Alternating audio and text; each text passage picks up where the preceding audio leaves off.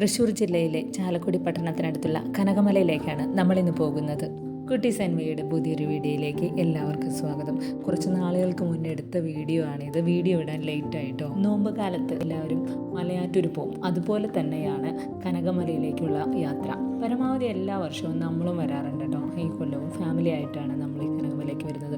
ഒരുപാട് ആളുകളുണ്ട്. നമ്മളിവിടെ എത്തുന്നത് അതിരാവിലെയാണ്. അപ്പോഴാണ് നമുക്ക് ചൂടൊക്കെ കുറഞ്ഞ് കയറാൻ പറ്റുന്ന ഒരു സമയം. നേരത്തെ പറഞ്ഞതുപോലെ ചാലക്കുടി പട്ടണത്തിനടുത്ത് കൊടകരയ്ക്കടുത്തായിട്ടാണ് കനകമല സ്ഥിതി ചെയ്യുന്നത്. ഈ പ്രദേശത്ത് ഒരു കുന്നിൻ്റെ അതേ പേരിൽ തന്നെയാണ് കനകമല അറിയപ്പെടുന്നത്. സമുദ്രനിരപ്പിൽ നിന്ന് ഏകദേശം 1000 അടി ഉയരത്തിലായിട്ടാണ് ഇത് സ്ഥിതി ചെയ്യുന്നത്.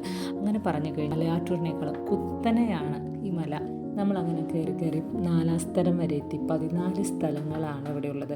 ഏറ്റവും മുകളിലായിട്ട് ചെറിയൊരു പള്ളിയുണ്ട്. അതിരാവിലെ ആയതുകൊണ്ട് നമുക്ക് അങ്ങനെ ക്ഷീണമൊന്നും ഉണ്ടായിരുന്നില്ല. പക്ഷേ നമുക്ക് നടക്കുമ്പോൾ വീഡിയോയ്ക്ക് സംസാരിക്കുന്നതിനായിട്ട് ബുദ്ധിമുട്ടുള്ളത് കൊണ്ടാണ് നമ്മളിത് റെക്കോർഡ് ചെയ്യുന്നത്. പണ്ടൊക്കെ നമ്മളിവിടെ വരുമ്പോൾ ഇത്രയും സൗകര്യങ്ങളൊന്നും ഉണ്ടായിരുന്നില്ല. ലൈറ്റൊക്കെ കുറവായിരുന്നു. കാട് പിടിച്ച് കിടക്കുന്ന പോലെയായിരുന്നു.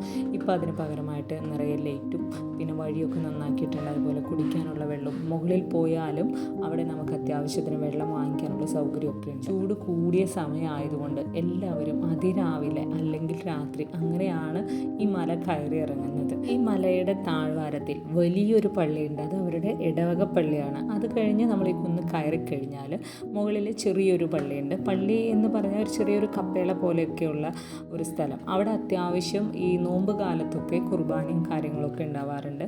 ആൾക്കാരൊക്കെ ഇങ്ങനെ നടന്ന് കയറാറുണ്ട്. എടുത്തു പറയേണ്ട ഒരു കാര്യം എന്താണെന്ന് വെച്ച് കഴിഞ്ഞാൽ ഈ കുന്നിൻ്റെ ഭൂരിഭാഗവും വനത്താലാണ് മൂടപ്പെട്ടിരിക്കുന്നത്. അപ്പോൾ നമ്മൾ ഒറ്റയ്ക്ക് വരിക എന്ന് പറയുന്നത് അത്ര നല്ലതല്ല. നമ്മൾ കുറച്ച് ആൾക്കാരൊക്കെ കൂടെ വന്ന് ഒരുമിച്ച് കയറി ഇറങ്ങുന്നതാണ് നമുക്ക് എപ്പോഴും ഒരു സേഫ്റ്റി ഉണ്ടാകുന്നത്. ചരിത്രം ഇങ്ങനെയാണ് പറയുന്നത്. 1940 പേരാമ്പ്രയിലെ പള്ളി വികാരി ഒരു സ്വപ്നം കാണുകയും താൻ സ്വപ്നത്തിൽ കണ്ട സ്ഥലമാണ് ഇതെന്ന് കരുതി അദ്ദേഹം കുന്നിലേക്ക് തീർത്ഥാടനം ആരംഭിക്കുകയും ചെയ്തു. അങ്ങനെ പറയുമ്പോൾ 2014 ആവുമ്പോഴേക്കും തീർത്ഥാടനത്തിൻ്റെ 75 വർഷങ്ങൾ രേഖപ്പെടുത്തി.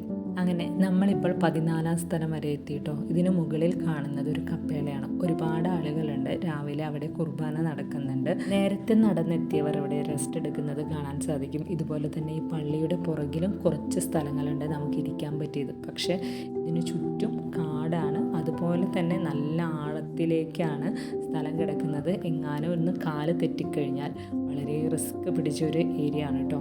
പള്ളിയുടെ പുറകിൽ ഒരുക്കിയിരിക്കുന്ന ചെറിയൊരു ക്യാൻറ്റീൻ പോലത്തെ സ്ഥലത്ത് നിന്ന് നമുക്ക് അത്യാവശ്യം വെള്ളവും ജ്യൂസും ഇതൊക്കെ വാങ്ങിക്കാൻ കിട്ടും. ഈ കുന്നിന് കാര്യമായ ആത്മീയ പ്രാധാന്യമുണ്ടെന്ന് വിശ്വസിച്ചു വരുന്നു. കാരണം സെൻറ്റ് തോമസ് അഴീക്കോടിനടുത്തുള്ള ഒരു കുന്നായതിനാൽ അതുവഴി പോകുമായിരുന്നു. അവിടെ അപ്പസ്തോലൻ കപ്പലിൽ നിന്ന് ഇറങ്ങിപ്പോയി കുന്നുകളിൽ പ്രാർത്ഥിക്കുന്നത് പതിവായിരുന്നു.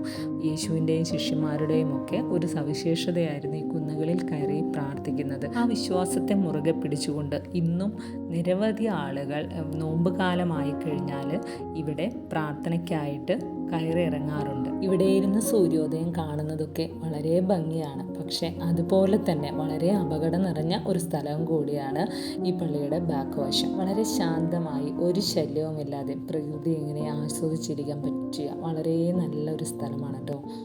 ചെറിയ രീതിയിൽ വെള്ളവും സ്നാക്സും ഒക്കെ കൊണ്ടാണ് നമ്മളിങ്ങോട്ട് വന്നത് കേട്ടോ.